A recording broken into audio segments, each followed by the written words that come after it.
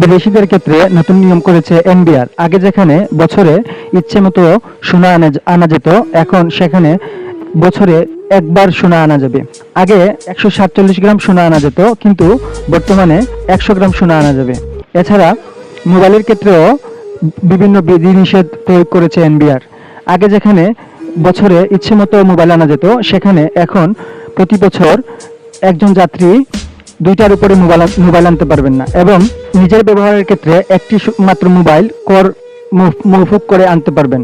এজন্য মরার উপর খড়ার গা প্রবাসীদের ক্ষেত্রে যেন একটি প্রমোশন, যেখানে প্রবাসীরা আমাদের রেমিটেন্স যোদ্ধা, তাদের বিভিন্ন সুযোগ সুবিধা নিশ্চিত করা আমাদের প্রধান কাজ।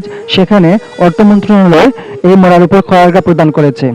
এই আদেশের মাধ্যমে বিদেশিদের সাথে ন্যায় নাকি অন্যায় করা হয়েছে, আপনারা মতামত দিয়ে জানান, এবং এ ধরনের আরও ভিডিও পেতে আমাদের সঙ্গে থাকুন। ধন্যবাদ।